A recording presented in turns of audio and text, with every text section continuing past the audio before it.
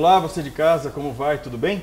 Meu nome é Dimas Bueno e dou as boas-vindas a você ao Conexão IDL do Instituto Democracia e Liberdade. Hoje a gente tem a grande satisfação e o grande prazer de receber o ex-governador e empresário, Dr. João Elísio. Dr. João Elísio, como vai?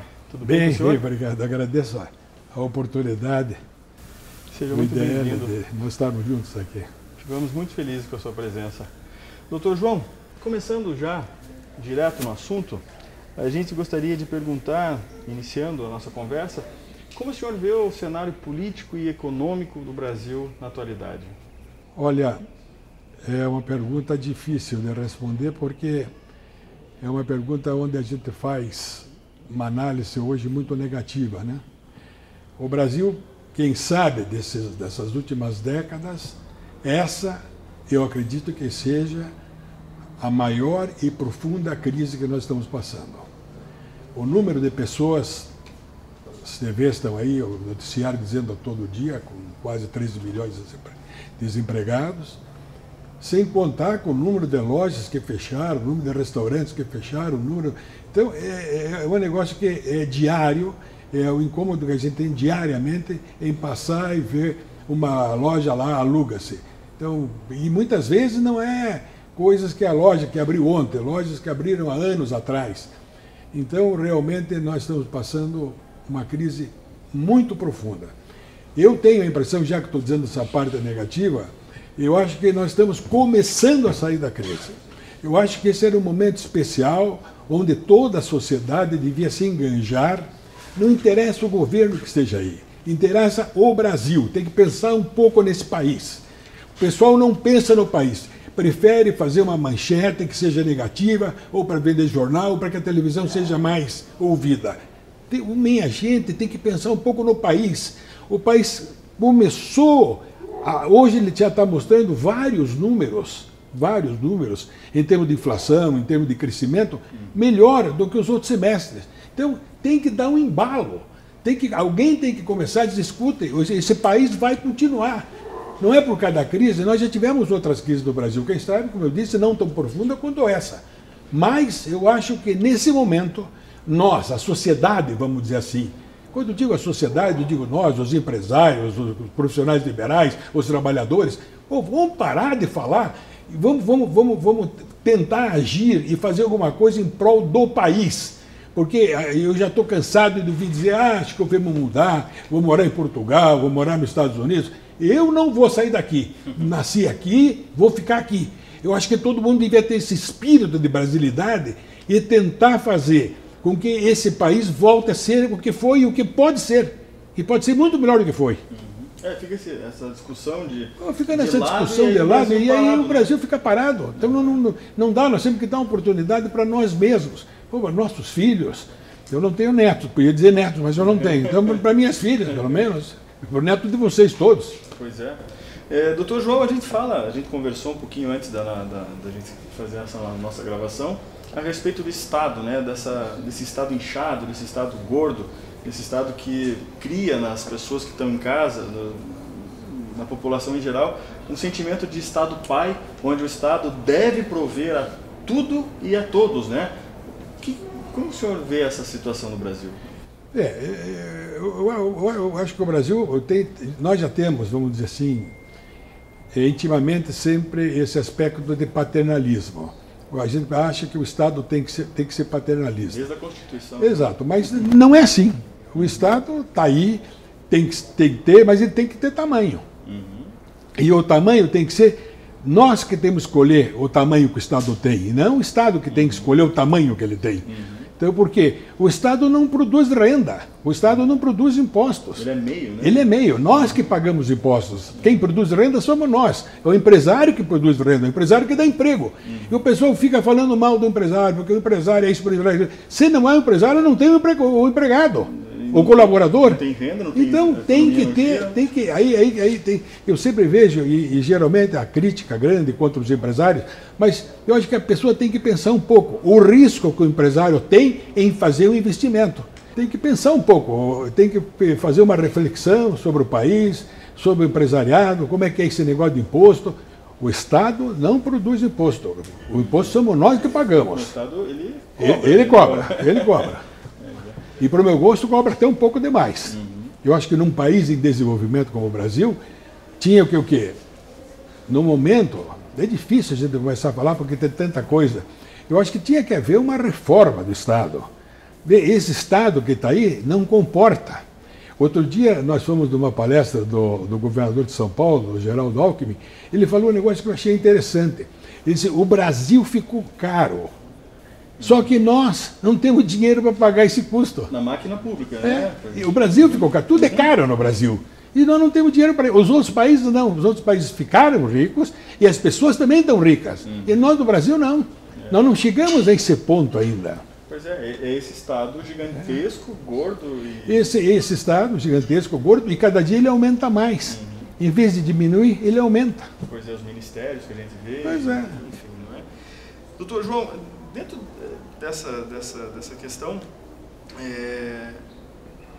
as privatizações, como é que o senhor enxerga a gente consegue perceber um movimento agora, né, nesse sentido, né, da Eletrobras? Eu diria para você o seguinte, eu sou adepto da privatização, ou vamos dizer melhor, da desestatização. Acho que deveria estar do lado da desestatização a descentralização.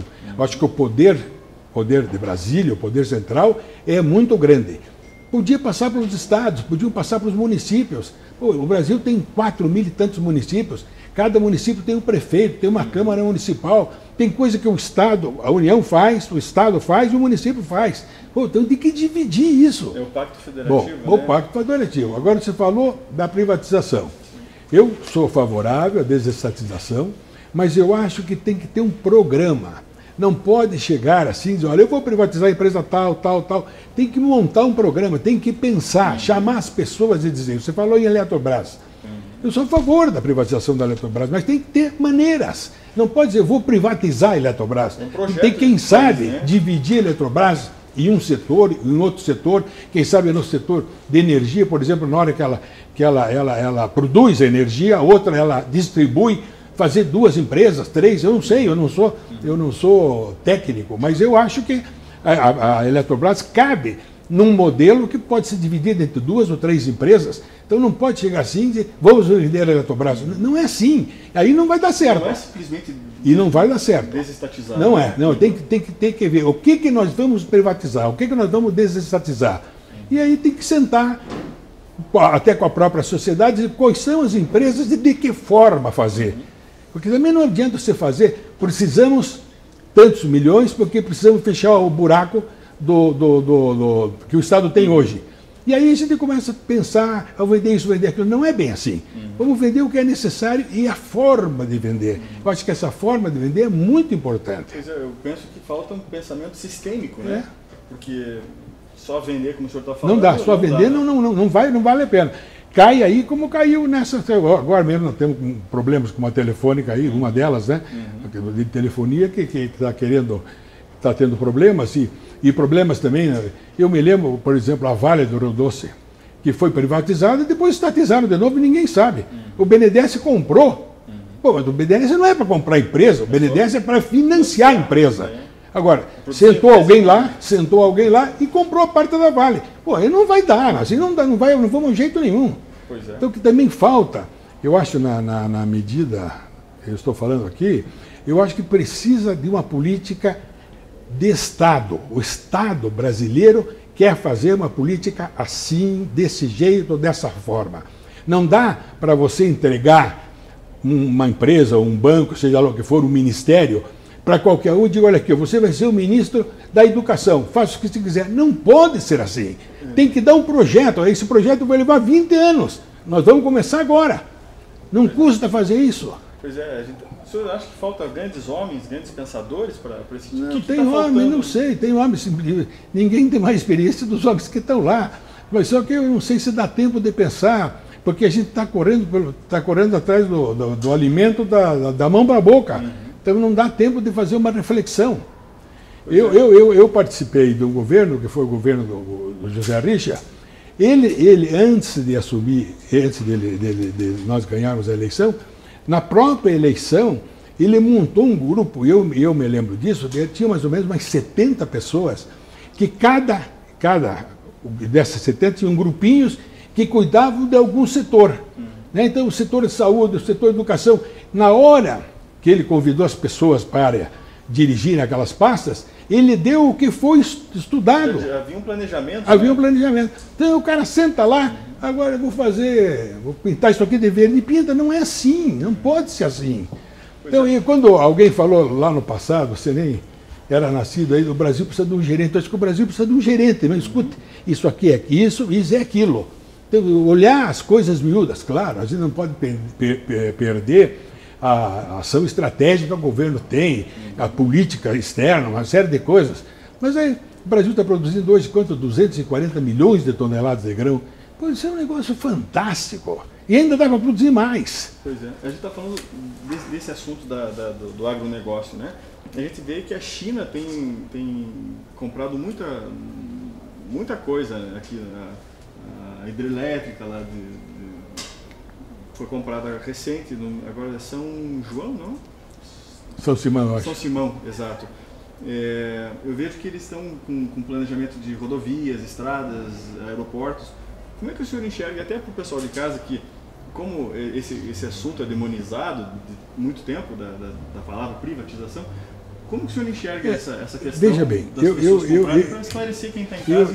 Pois é, esclarecer quem está em casa. Eu acho que não tem nenhuma diferença entre você comprar um leite, vou dar um exemplo, assim, um leite da Batavo, que é aqui, feito pela colônia holandesa, aqui no Paraná, ou comprar um leite do Parmalat.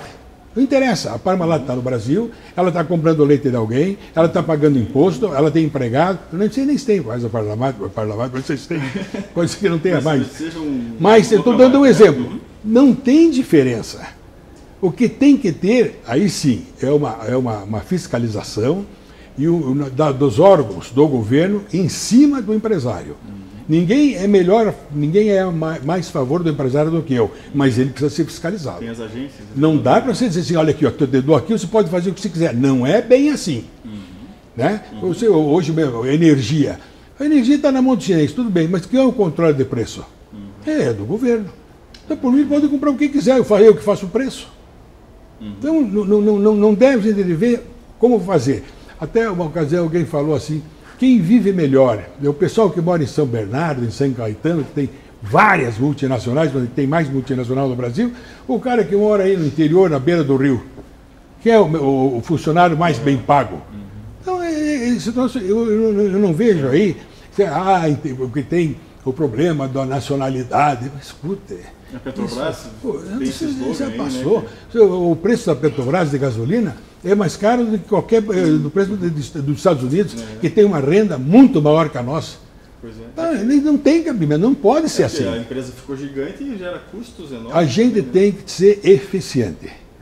O Estado tem que ser eficiente. Até uma empresa pública pode ser válida, desde que seja eficiente.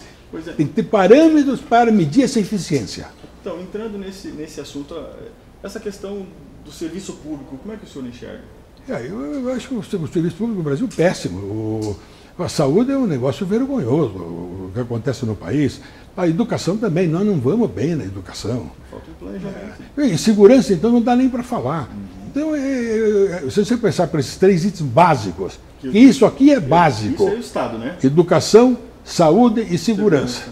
Mas não, a gente não consegue nem melhorar isso, nem fazer isso. Que é o básico, né? É o básico. Depois o Estado Agora tem que pensar como é que vai fazer, como é que vai a integração das polícias federais com as polícias estaduais, mas é uma brigarada, a polícia civil aqui não se dá com a militar, não se dá com a rodoviária não se dá com a política florestal. Escute, gente, não dá mais para pensar assim.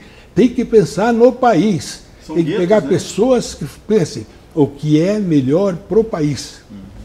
Então, a gente fala e acaba voltando, falta um projeto de país, um pensamento sistêmico e planejado, né? Enquanto não sair disso... Então eu diria para você, colocar pessoas eficientes e competentes. O próprio governo federal hoje tem aí 2 ou 3 exemplos de pessoas altamente competentes. Um é o presidente da Petrobras, né? Sem dúvida nenhuma. Hoje a Petrobras é uma outra empresa, né? É, porque ela serviu também para outros fins, né?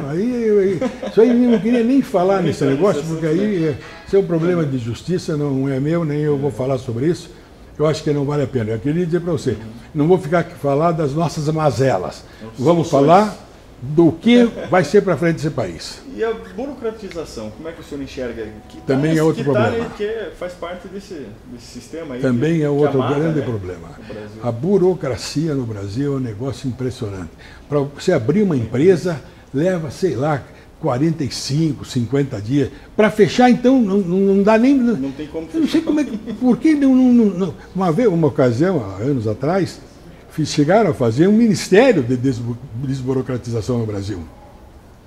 E eu acho que alguma coisa funcionou, mas também é urgente fazer isso. Não pode ser tão demorado as coisas, principalmente as coisas do Estado, né? Pois é. Dentro de todo essa nossa conversa, esses assuntos que nós levantamos, se o senhor tivesse possibilidade de corrigir, por onde começaria? Eu não tenho mais. É difícil a gente falar sem chegar numa... Não, eu não tenho mais. Eu já dei a minha participação pública, eu fui político há alguns anos, cheguei a ser secretário de Estado, cheguei a ser vice-governador, governador, presidente de bancos, tudo isso, mas eu já não tenho nem, eu diria para você, não tenho nem idade mais, mas eu acho que procura essa mocidade, essa juventude aí, entre 30 e 40, 50 anos, tem aí excelentes nomes, pessoas que possam colaborar para que a gente faça uma administração profícua. Agora, eu queria dizer uma coisa para você. Eu estou vendo muita gente falar, porque o Partido Novo... Porque... Escute, gente, não se faz política sem partido político, não adianta. Aí nós vamos levar 500 anos. Nós temos que entrar nesses partidos que estão aí. Cada um que veja mais ou menos a ideologia ou a natureza de cada partido e a pessoa entra nesse partido. Vamos brigar dentro do partido, vamos na reunião semanal do partido, vamos na reunião... Mas se a gente ainda não se predispor a fazer isso, aí nós não vamos sair disso que nós estamos. Pois é. E a economia para frente, como é que o senhor enxerga? Eu estou muito confiante, eu acho que a gente já devia estar um pouco mais adiantado, mas nós estamos começando bem no início de saindo dessa profunda crise. Os números, já falei isso, já estão aparecendo aí, vários dos números. Então eu sou muito confiante, eu acredito no país. O país é um país rico, tem pessoas excelentes, é um país que, se tem turismo, não tem praia mais bonita do que no Brasil. Não tem coisas, o Brasil tem coisas que no resto do mundo não tem. Natureza. Né? Não tem uma cidade como o Rio de Janeiro, não tem, não existe no mundo. Então, e aí é uma cidade totalmente degradada, apodrecida, então é difícil. Então eu acho que a gente precisava dar uma remexida, fazer aí um exame de consciência e dizer, gente, vamos investir no país e vamos fazer desse país um grande país. Eu acho que a gente pode fazer isso. Tá certo.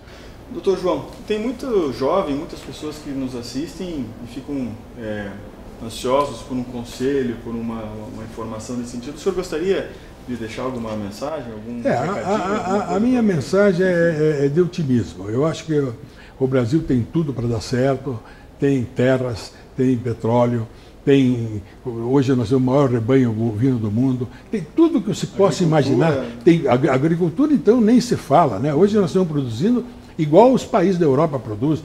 Então, gente, o que precisa agora é um pouco de paciência para a gente sair dessa crise. Então vamos aí nos dar as mãos e dizer, escuta, vamos fazer um país melhor.